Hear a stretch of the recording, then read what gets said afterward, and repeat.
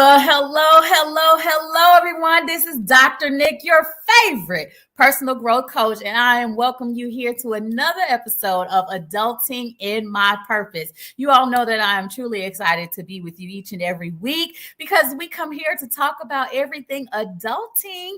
And so if you're joining for the first time, I want to say welcome, hello, thank you for tuning in. If you are a returning listener, thank you for the support and welcome back. You know what to do. Make sure you like, make sure you share, subscribe, depending on what platform you're listening in on. Let people know what we are doing here with the Adulting in My Purpose movement. So for my first time visitors that are just tuning in and don't really know who I am, I'm Dr. Nicole Rankin, better known as Dr. Nick. I'm a certified personal growth coach. And really what we're doing here is helping young leaders, young millennials, young adults truly discover who they are, know their God identity, clarify their vision in life, and then really develop a solid plan for them to take their next steps and move forward. So we are creating this movement because we know that adulting is hard. We know, I get it. It's frustrating, all that.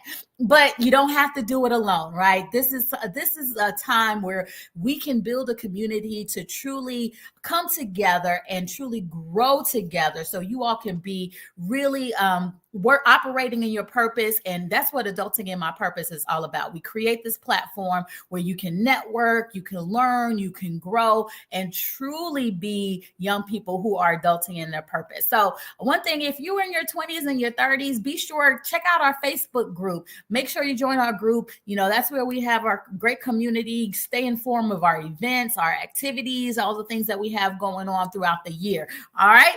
So with Adulting in My Purpose, our show, we love to bring on amazing millennials who are doing what?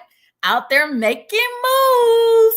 And so this episode, we're not going to disappoint you at all. We have another amazing millennial doing her thing, truly making an impact in her world and in the community. So TEdra Knox is a wife, visionary, speaker, coach, author. She got it going on, man. She operates in her purpose by guiding individuals to live crowned lives through spiritual, personal, and professional development. Her training, facilitation, and execution methodologies have help individuals from entry-level to mid-level employees, as well as local ministries and organizations. She provides engaging methods with a motivational and transformative message. Her ultimate goal, though, is to move you to the work that would allow you to align with the assignment of your life, right? So you know what? You may catch her with a Bible in her hand, jewels in her heart, and a message in her mind to help you will understand why people seek her out to drop jewels of wisdom and knowledge. Now, TEdra is a conference speaker. She does training. She does facilitations. She's on podcasts. I mean, she's turning down appointments, right? Because she is just the bomb. You know, whether she's speaking to a business crowd or a professional growth community, discussing personal development with women, she effectively breaks down complex problems into bite-sized information that everyone can understand and implement. She is a native of Baton Rouge, Louisiana. All my Baton Rouge folks out there. She has a bachelor's in business administration, a master's in human resources, and truly, you know, she is teaching others how to live a crowned life. She started her company called KingssKid, and it's amazing. So this organization, they offer blogs, training, coaching, and events. So I'm excited to bring to the adulting platform TEdra Knox. How are you? Dr. Nick, you killed the intro. Hey. I'm so excited to be with you today. I am so excited to have you. I know we have talked before and just talked about your journey a little bit, and I knew I wanted to get you on to share your story and share your journey with our audience. So I'm so excited that you have the ability to take the time to talk to us today. Thank you. I'm excited to be here. I'm so absolutely. So let's get it popping in and just kind of let's start off just telling us who you are, how you got started and how you got to where you are today. I got started, I would say in college, but I think if I said in college, that'll probably be skipping a few years. The first time I held a microphone in my hand, I was 4 years old and I was singing. So from ages 4 to 15, 16, I sung.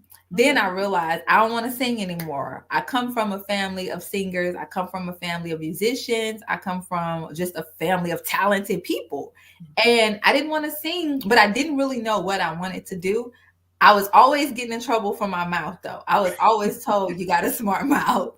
So I went to college, and college helped me cultivate this smart mouth and create a career out of it. So everything that I do now, it revolves using my voice. It involves edifying others. It involves teaching others about the whole crown life journey and teaching people how not to compete, compare, compromise their calling, but to really help them rise up and own their crown that's rightly theirs. So I just started by one, tracing God's track record in my life, but also two, knowing and looking at what was consistent, what were my skills and what was those transferable skills. And I really feel like transferable skills are the most slept on skills out there. I work in training, but I was also a recruiter. And so many times we would pass up on good talent because it doesn't come in a box that we think it should look like. When I've also been a part of those things to where I don't look like, maybe what you're expecting on paper, but I have the skill set and I have the desire to learn. So for me, it's really helping people own their crown and walk in it without competing, comparing, or compromising. Well, I love that. And I got so much to ask you, but just even right there, I want to unpack that because you said some great things that I wanted you to kind of expound on. One thing that you mentioned is that, when people are trying to find out, what does everyone do in life? What am I good at? A lot of times you ask young people, they're like, I don't know what I want to do.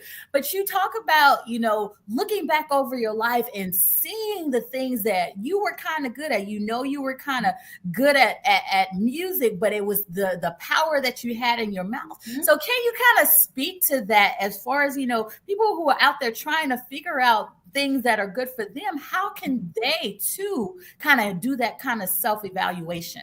The best way that I have found to be effective is to write out a job description for yourself. Write your name at the top and write out the things that you are doing and the things that you have been doing, and then find the common theme. And when I took the time to do that, I didn't just start speaking in college. It traced back to 4 years old. It also traced back to those times where my mama was telling me, you have a smart mouth. Like there's something there. And when it's cultivated in the right environment, it could catapult you to your calling and your purpose. And that's what happened with me. So after I wrote everything down, I looked at the theme. The theme was using my voice. Okay, how do I want to use my voice? And you narrowed that down. And then I matched it to actual job descriptions on LinkedIn. So the job descriptions that I wrote for myself, I matched it to job descriptions online. I looked in first, then what aligned with my inner, it worked. Instead of me going on social media or instead of me going on LinkedIn to say, well, I do this, I align with this, I could do this. So I align organizations with me and my personal values, and I see whether they're a fit for me. And then I go to match them to see if it'll be an alignment for us both.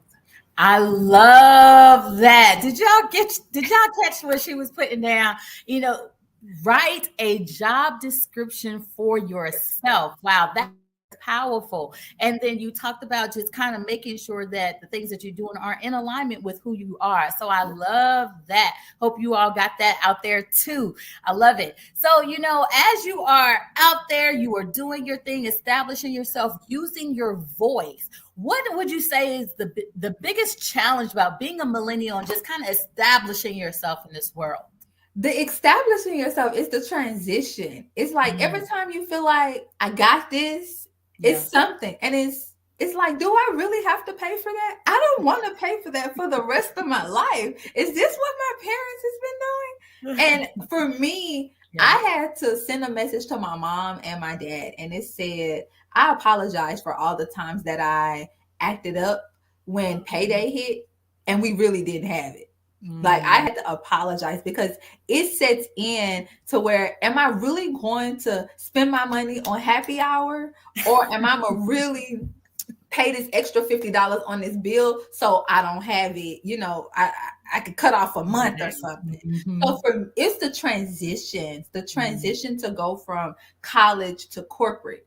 And then you're navigating different facets of corporate America. You may be entry level, you may be mid level, and you're navigating all the personalities within corporate America. And I think, well, now it's the time where we have all 5 generations within the workplace. Yeah. And I'm an old soul. Like, my soul is 70. So I look young, but I have an old soul. So then it's like, you have that complexity, because there have been times to where I didn't really jive with the millennials, and I really jived with the older folks.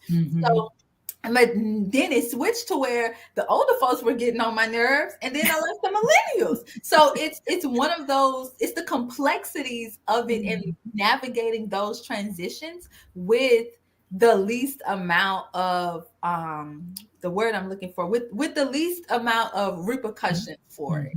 Like, you don't want to lose your job, but at the same time, you know what this person is saying. Yeah. It's not right. So how do you navigate that? How do you tame your mouth? Things like that. So advocating for yourself, that's hard. That has definitely been a big transition. That's good. Advocating for yourself, advocating for your development. When I first started off in my career, I did not advocate for myself.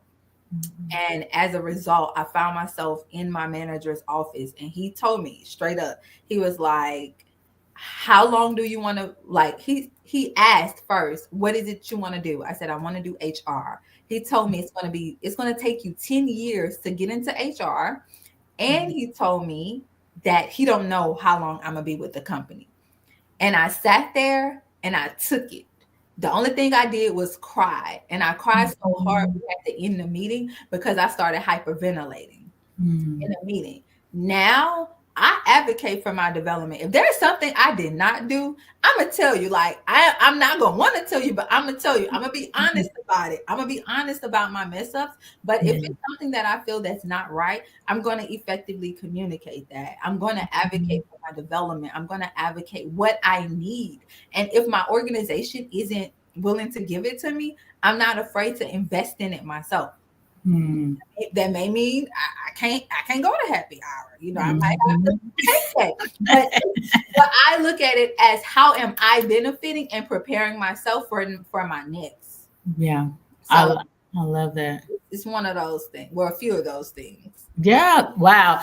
I love the fact that you talked about kind of that transition, because you talked about not only just the transition from college to kind of that adult corporate life, but more specifically the transition that you made internally. You said at one point in your season in your life, you did not have that confidence and the self-awareness to stand up for yourself. But then, you made that transition to now you're like, look at here.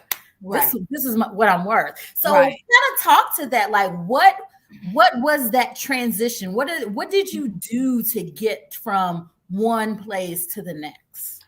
I took incremental steps. So right after I had that conversation with my manager at that time, I realized that you really have to know things for yourself. So my manager, he was experiencing extreme pressure, and he was pushing that pressure down on his team. And I know this because I went to research. What research did I do? I went and ran reports on the status of the store. And when I looked at it, this store was in all red. There is no department in the 4 walls of that store that was in good standing. So that ain't me. I can only control what I can control. So what I did do, I went and created a plan to help turn around one of the departments that I was over. I had maybe 2 or 3 stores to beat out. So I went, created a plan, beat out the other store. So we jumped from red to like green. We received regional wide recognition. They celebrated it. They didn't acknowledge me within the celebrations. I was cool with that. But at the same time, where I was making a change and impact there, of course, I was taking note of what was going on to put that on my resume to prepare to interview. But I also used that experience to apply to grad school. So they end up switching him to another organization, to another store. And they came to me and I was told, you were not trained properly and I don't have the time to train you over again. And then I was told the only other option that I had was to take a $10 pay cut. My bills didn't decrease by $10, so I couldn't do that. Right. Or I could get on a PIP plan. And they gave me 3 days to think about it. And by the time that they came to me with this proposal, I had already been accepted into grad school. I had a financial advisor, so I was positioned financially to resign a month before grad school start and still be good. So when I made my decision, I was like, I made my decision, y'all. And I gave them a 9-day notice because their first day was on a Saturday and I'm not working my last day on a Saturday. Gave them a 9-day notice. And they asked, what are you going to do? I was like, well, I've been accepted into grad school. Because at that time, I knew what industry I wanted to work in. So I wanted to get my master's in that specific industry. So I did go get my master's. And that was a transition. I moved to California. I was living in Malibu. I'm not used to California prices. You heard in my bio, I'm from Louisiana. So I live in Texas. So that was a huge transition within itself. But even in that transition, I had to advocate for myself. I had to advocate for people to see me and hear me. I had to advocate for diversity, equity, and inclusion because the school that I was at was a predominantly white institution. And a lot of times they just were not aware. Certain people were not aware of how they do certain things, how it implicate people of color. So I had to advocate there. And so grad school provided that safe space for me to advocate with not as many ramifications. So by the time I went back into the workforce, that confidence had built up. And then I went to work for another company where that process started all over again. Wow. Wow. Yeah. Very, very, just very inspiring your journey. And going through the challenges that you go through. A lot of times there are young people that can't endure it, right? Can't, they hit a bump in the road or they hit a challenge or hit a failure or, just kind of something obstacle that they have to face and they're not able to move past it. So what would you say is kind of your catalyst to keep inspired, to kind of keep moving? It's not just me. I have people that's pouring into me. Let me be clear. When it came time for grad school, after my first semester, I told everybody, all my mentors, I'm not going back. And they were like, what are you going to do? I don't know. This was my plan A, B, and C. I'm not going back. And I did not even set an alarm to catch the plane. One of my friends called me to make sure that I woke up on time so I did not miss the plane. Oh, wow. So I get it because I've been there, but I think that's the importance of having community and having people to push you. Like some people will push you to where it's like truly unhealthy, but I've had people to push me to where they're like, this is bad. We agree that it's bad, but we know that there's so much good can come out of this. And they guide me along the way. So I've had mentors, I've had coaches, I've had just people to help develop me along the way. I have a mentor. Her experience was very similar to mine. So me and her, there were plenty nights where she'll just talk to me and reassure me that it's going to be okay and tell me her journey. So a lot of times I was not afraid to tell people what I was going through. And I wasn't afraid to get help. I was open to, what do you think about this? How should I move with this? So I'm always just looking to get help and looking to have people pour into me. Because I mean, I know I'm pretty amazing, but I cannot make all the mistakes in the world. Mhm. Like I'm not that amazing to where I could just make all the mistakes in the world. I can take the wisdom from those that went before me and the mistakes that they share with me. They'll also share their lessons learned, so I could skip that mistake because Yeah. I know the ramifications, but I could explore the benefits. Awesome. I love that. And so many people are kind of just afraid to have that support and kind of build that community, because in the minds of many, it's like, well, you're supposed to be this independent adult, and then your mind is like, you got to do things for yourself. And what I find is a lot of young people who are in this transition of moving into adulthood, leaving kind of the wings of their parents, there's so much pressure to do it by themselves that, and we know, like you said, it's easier when you have that support, right? You're still gonna have the challenges, still gonna have, heartbreak and obstacles, all of that stuff. But then when you have that support, it kind of lightens the load. And so what I found is a lot of young people just kind of, I guess it's the concept of being adult, that independent adult, that you gotta do it by yourself and figure it out by yourself. And I love what you said. Like, you don't have to reinvent the wheel, right? You can learn from the mistakes of others. I won't reinvent the wheel. She said, I'm not doing it. I will not reinvent the wheel. I'm that type of person to where if I feel like my load is getting heavy, I would find something to delegate or to outsource. I could not wait till I got to the point to where I could outsource doing laundry. Like that was the first thing I was going to outsource. Like I'm not interested in doing laundry. I'm not. I have no desire to do laundry. I'm not okay with it. But community and getting help. So I voiced that to my significant other, and just so happened my significant other loves laundry. So there it goes. But when my husband's load got heavier, it's like, okay, this not working for me and it's not working for you. What we're gonna do. Yeah. And so it's really being okay with the things that you're not, you don't have to carry the load. Yeah. And if there are ways you could help lighten your load, then don't be afraid to do that, because it helps you walk lighter and own your crown. I love it. I love it. I love it. And we're going to talk about, before I bring up, I want you to expound on your platform of owning your crown. You had mentioned that even in your professional career, in dealing with kind of your supervisors and your managers, and the challenges that you have had there, what would you say to leaders? Because there's lots of tension in the workforce, this generational tension with Generation X and baby boomers and traditionalists, and going in against millennials and even our Gen Zers, that workforce culture is different. It's different. Right. And so there's a lot of tension there. So what would you say to kind of the older leaders out there in engaging with the millennial generation in the workforce? Oh, Dr. Nick, I say a lot to him. Okay, I'm gonna start. Let me get my notes. Let me get my notes. I'm gonna start with this. Yeah. Seek to understand. We are different because we were afforded different opportunities, and different doesn't mean distinguished.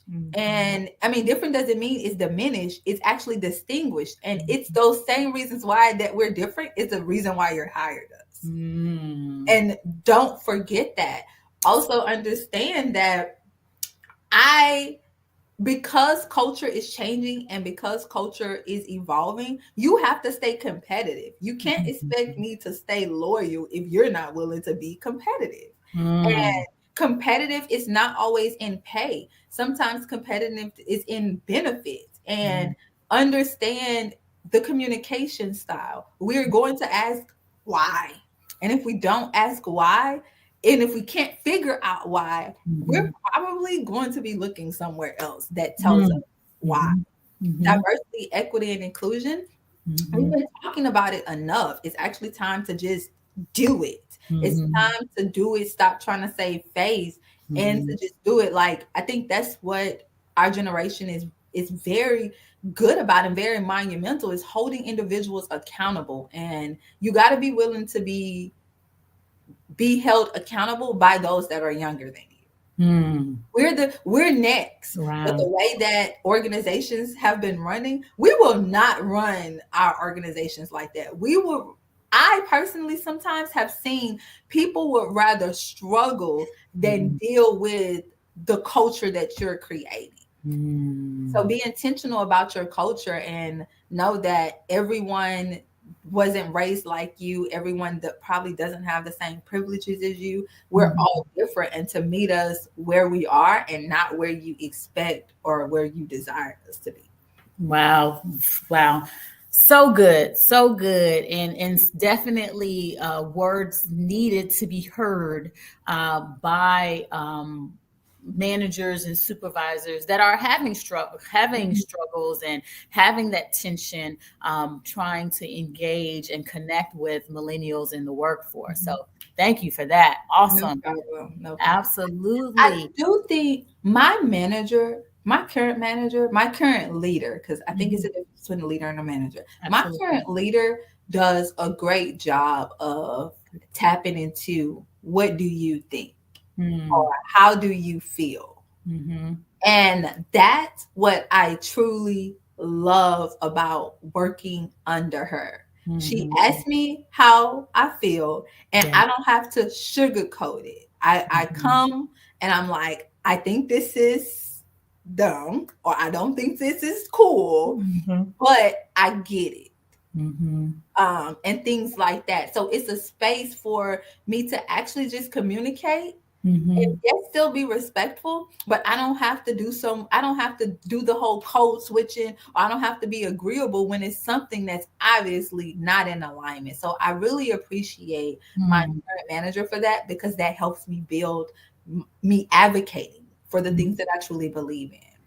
I love that. And it's a intentional about her to create that environment, and that's the thing, creating that environment and creating that safe space Right. for you to be able to feel comfortable in making those connections. Because back in the day, our generation, my generation, and before that, it's just you get to work, do your job, don't say nothing, and then you leave and clock out, and that's it. I've been And fired. right. So we take a lot of things, we don't say a lot of things, and we end up being miserable, and we go home and vent.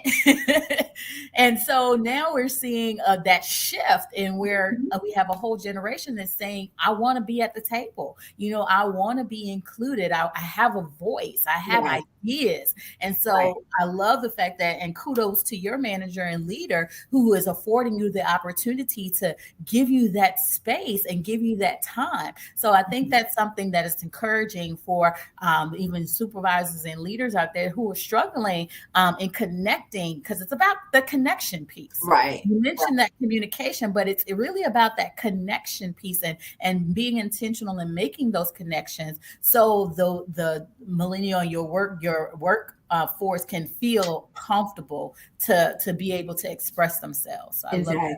Exactly. So I want you to get into, you mentioned this a few times, and so I want you to talk about, and I believe it's your platform talking about being crowned. Yeah. Talk a little bit more and tell us what that means. Oh my God, I'm gonna break it down to you. I'm gonna break it down. Forever be broke. So CROWN is actually an acronym. It's an Okay. acronym. So we create cultures, and just like you're doing right now, you're creating a culture where millennials on the move, can come talk about this, or relationships. In order for the culture to be here, in order for the culture to be here, there's a relationship between you and I. Yes. The opportunities for me to serve on this platform, wisdom. People know a lot of things, but people don't apply a lot of things. So wisdom is applying knowledge in a very practical way. It's evolving. So you're evolving. There's an evolution that goes on. The same way that I start, it's not the same way that I finish. Our end is nurturing. Think of nurture as your self-care. And then you have your dialogue. That's what we're doing here on this platform. So I teach people Yes. how to live a crowned life in every area of their life. And I do that so they don't have to compete, compare, or compromise their calling. When you understand your crown, you don't have to compete. When you understand your crown, you don't have to compare. When you understand your crown, you don't have to compromise, but you can walk boldly into who you were created to do using your gifts, your skills, and your talents. Wow, I love that. You know, that's amazing, just having that just mindset and thinking about all of the things that you have been created to Mhm. be and to do and to have, all Yes, in that acronym of crowned. yes. Wonderful, wonderful. So, as you are teaching and sharing and pouring into planting seeds and helping people live that crown life, what is a challenge that you had to overcome? And second part of that is like, what lesson did you learn in overcoming it? Ooh, the challenge that I had to overcome, and I think it's ongoing. I don't Mhm. think, oh, I've arrived. Yeah. It's competition and Mm. comparison, which is why Mhm. that's my tagline, without competing, comparing. I Mhm. believe the more I bring it to light, the more it's able, we could dismantle it. I don't Mhm. believe in dabbling in darkness. In darkness is a lot of sketchy things happen. So I Yeah. don't believe in that. But so I believe in bringing it forth. And for me, I've had to limit my time on social media. So Mm. I know the gurus say post every day, but if I don't feel like posting, or if there's a level of competition and comparison that's high based off social media, I need to get off. Mm. Or recently I've had to unfollow people that I could not shake the competition and comparison for. I Mm. also believe I believe in praying and understanding that I have a relationship with my creator, and he didn't create me to do that. I Yeah. wasn't created to compete or compare, because he created a lane specifically for me. Yeah. Another thing that I have learned is I'm not the only one that goes through this. I'm probably one of the ones that's just more vocal about it. And I've compared in my relationships. I've competed and compared within my business. I've done it within my career. And Mhm. those things have actually stalled either relationships or Mhm. opportunities. So that's the thing that I learned. It's like, man, I can't get my overflow if I'm over here comparing or Yeah. secretly competing myself. So for me, I've learned to really check my intentions and to check my posture before I approach people. If I cannot figure out why I'm approaching you in a genuine manner, like in an effort to really build that relationship, Yeah. I'm not going to reach out. And who knows what I could be missing, but I Mhm. want to be sure that my intentions and my posture is pure before I'm Mhm. reaching out to somebody. And if I can't figure it out, it's not time for me to reach out yet. I love that. I love that. And that's so important, especially now, when we're in this age of social media. Yes, I always say it's a blessing and it's a curse. It's a great correct. way to connect and, kind of start the building of relationships if you Right, use it intentionally right. and strategically. But on the flip side, it can be such a detriment. And because you have so many people that they put their best foot forward, what you see Right, right in your on your screen, it's the right, glitz, it's the glamour, it's this. right. And you can get caught up in that, to like you said, you get to comparing because you're on a journey and you may feel that you're not there, or they're doing this and they're successful at this, and then now there's a trick of the enemy to come in and now say that, oh, see, you're not doing this, you're not worthy of this, you don't, and I see this all the time. So I love the fact that you have that type of self-awareness, that you said, I just sometimes have to cut it off. I will cut it off, and whatever's posted on that day, it'll just be posted for that day. Yeah. If nothing is posted, nothing is posted. But I have to make sure that I'm posting in a posture of pureness, Yeah. because my platform isn't just a representative of me. I'm somebody may not go to a church. I may be the only church that they ever experience. And if I'm operating from competition and comparison, am I truly being the hands and feet of Jesus? And the answer is no. Right. Right. So I don't. I will go against the grain. And sometimes I do it intentionally just to see, like, everybody's doing this. Do I really need to do that? Like, if all of y'all are doing it, y'all doing it enough for, do I really just need to put my energy towards that? Yeah. So that's just kind of like how I moved with it. And it was a study, I think it was by the Wall Street Journal. I want to say the Wall Street Journal, where I think it was like 1 in 4 girls after looking on Instagram, they felt worse about themselves. I think that was the statistic. But I wondered, and I haven't found a new study, but I wondered, what are the numbers for women? That's girls, that's teenage girls, but what are the numbers for women? And then what's that number broken down by generation? Because I'm sure it's probably either close or probably worse off. So agree. And it's because a lot of times, you look for validation. People are looking for validation to boost their self-image. And, we're in an age where it's about likes, it's about hearts, it's about, so that validation. And especially with the young people, like you said, it's huge there, because now they are in a generation where that's all they know. That's all they know. That's all they know. So it's hard to not get that validation when that's where you believe you're supposed to get it. Exactly. And so that's why I love what you're doing and the platform that you have to teach people about their crown, learn who they are and whose they are, most important. And wear their crown that they were fearfully and wonderfully made. I love it. Thank you.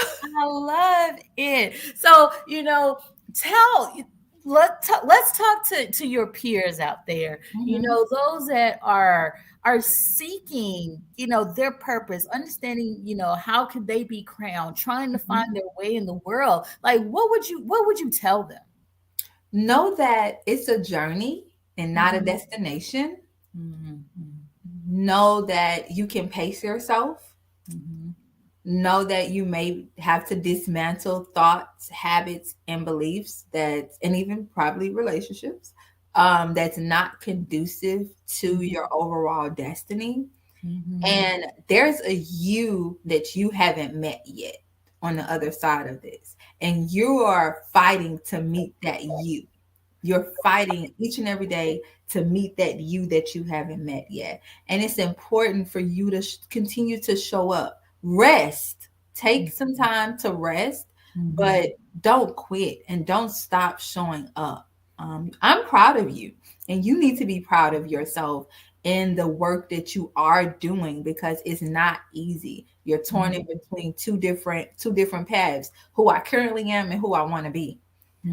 So you're constantly going the extra mile, and you're constantly taking that time to cultivate who you want to be. So give yourself grace on this journey and rest, but most importantly, enjoy the journey. Don't be so busy, accomplishing and crushing your goals to where you haven't spent time with your loved ones.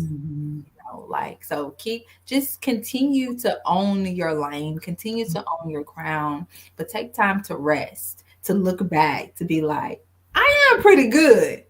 It's a reel that says, the audio over the reel says, God did a good job when he created me.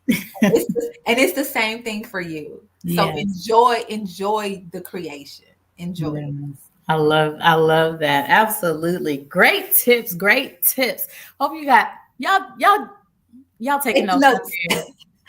Y'all better be taking notes on this one. I told you guys we only bring the best here on Adulting in My Purpose. So let me ask you this, TEdra. If you had a time machine, right, and you had to start all over, like, what would you do differently?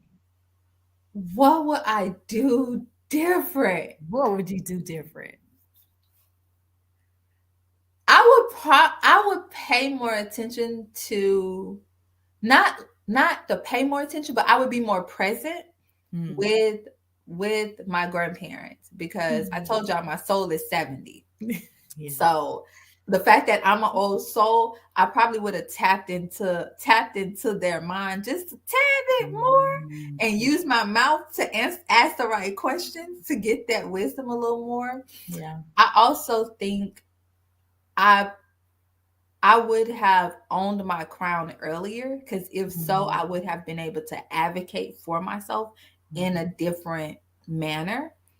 And I think, like, now I'm a force to be reckoned with, but I would have been killing it then. Like, I just would have been killing it. So advocating for myself, Yeah.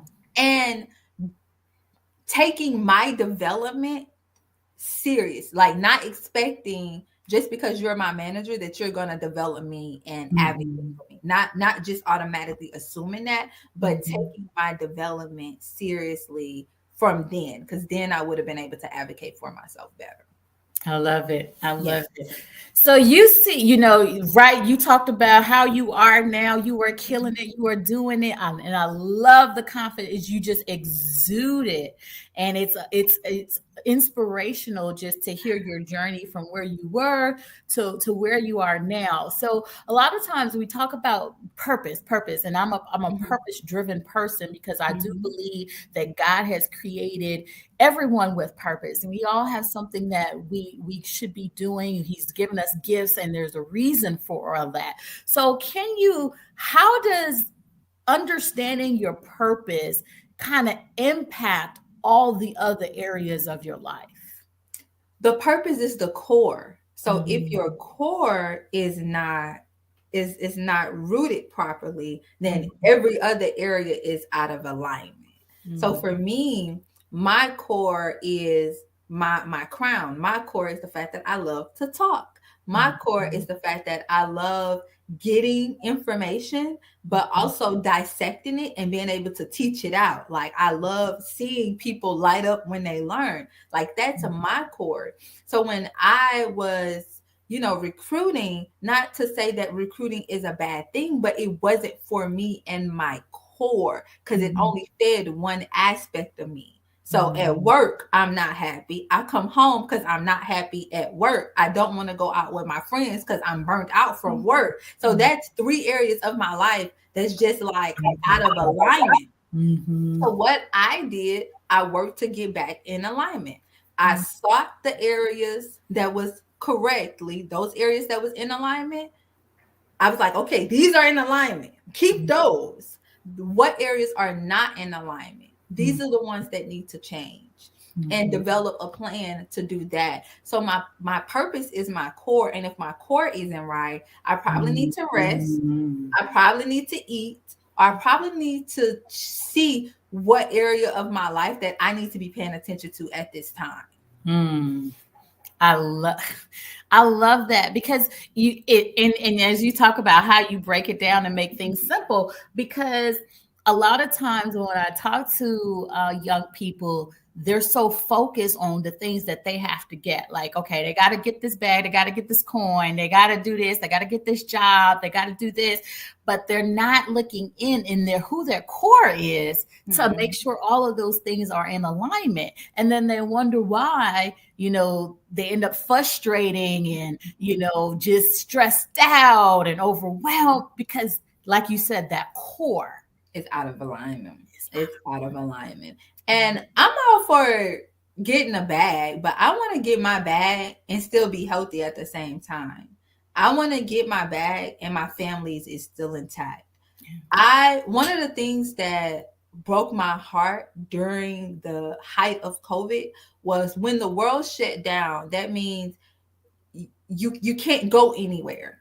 And for those people that was so used to traveling, what about the people that were so used to going here, there, everywhere and traveling? Now you're at this home with your family. You probably barely know your wife, your kids, you don't know your kids either. So y'all stuck in the 4 walls and y'all frustrated. And my heart went out to those type of people, because it's just like, you've done all this work, yet the people that it really impacts and matters the most to don't even recognize you.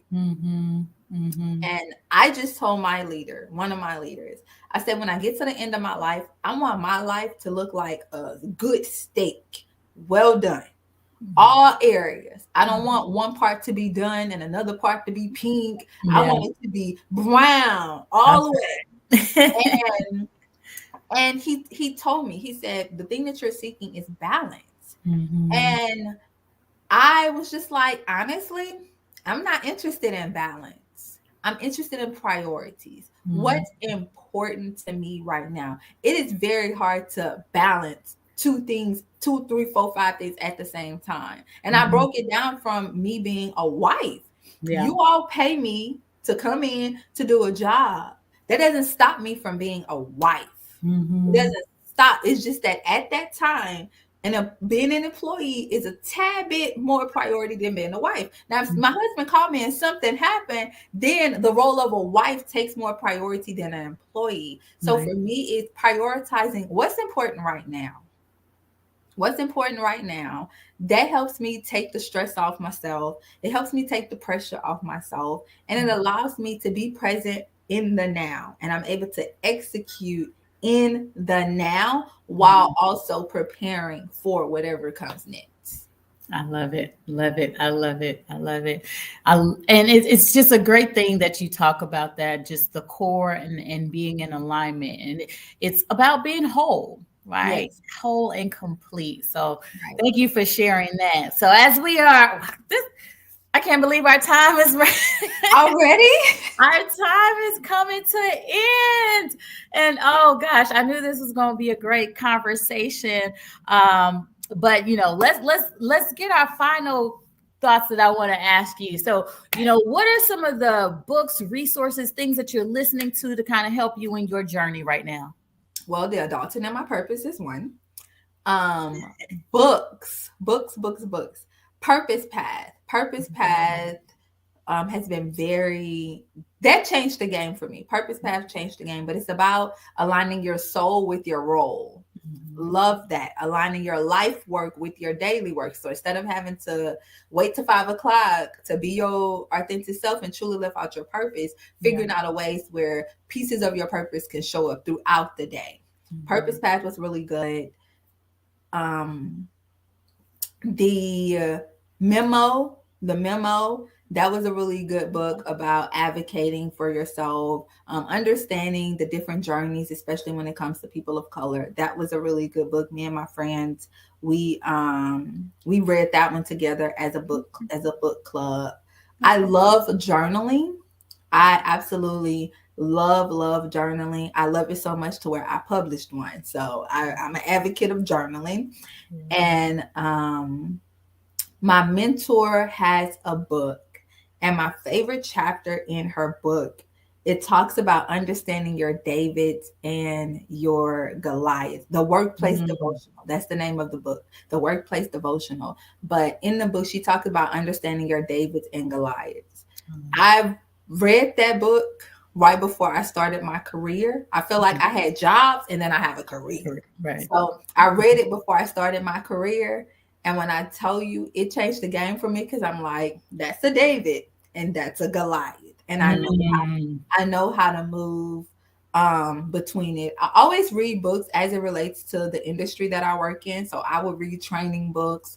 I would read books on sales and books on marketing and things like that. But those 3 books really help catapult my purpose and make me live in alignment with everything in all areas of life. Those were my heavy hitters. I love it. Awesome. So how can artists get in touch with you, where we can find you? Because I know you guys want to stay in touch because she's so amazing. KingssKid.com, and that's KingssKid.com. So everything is on the website. The way that you get in touch with me is on the website. I'm available on Instagram and Facebook as well, but KingssKid, that's where the blogs are. That's where you'll get information about master classes and Bible studies and things like that. So everything is KingssKid. Everything is KingssKid. Because why? Because you're a King's kid. Yes. Owning that identity. Yes, I love it. That's what we have to do. Walk in our authority. I love it. Yes. I love it. This has been great. This has been Yes. great. I know we had talked about that. I think it was last year sometime when Yeah. we first connected. Yeah, we talked about it for a while. Yes. So I am so excited that you were able to take the time and we finally connected to get you on the show. Tremendous story, tremendous work that you're doing. So I'm so proud of you, so excited for all the things that God has for you. Keep going, keep shining. That's Thank it. you. Keep planting those seeds, keep helping people wear their crown. Thank you so much. I Absolutely. appreciate you. I appreciate you because this ain't easy. But I thank you for the work that you are doing because it's needed. Like we truly need this because we always say, well, I know me and my friends be like, I do not like this adulting thing. If I can go back to college and just be in college with the type of money that I have now, and not have to really work, I'll be good. Be good. That's not how this works. That's not how it's gonna work. So we're gonna end with a final quick question I ask all my guests, and is what does adulting in my purpose mean to you? It means really owning the season that you're in, and although those seasons may change, that's okay because it's in alignment with your overall purpose. So it means no matter what age you are, no matter what generation you are, there's a purpose specifically for you, and it's owning it. I love it. I love it. Well, guys, that's our time to this season, this episode. I told you it was going to be amazing. So make sure you go to KingssKids.com, check her out, follow her, look at her classes, get in on what she's doing, and help you get your crown right. So this is what we do at Adulting in My Purpose, making sure that young leaders just like yourself discover who they are, clarify their vision, and develop a solid plan for their life. So come back next week. We're going to have another amazing millennial making moves and who is adulting in their purpose. And you don't want to miss that. So until then, you know what to do. You stay safe and you be blessed. Bye-bye. Take care.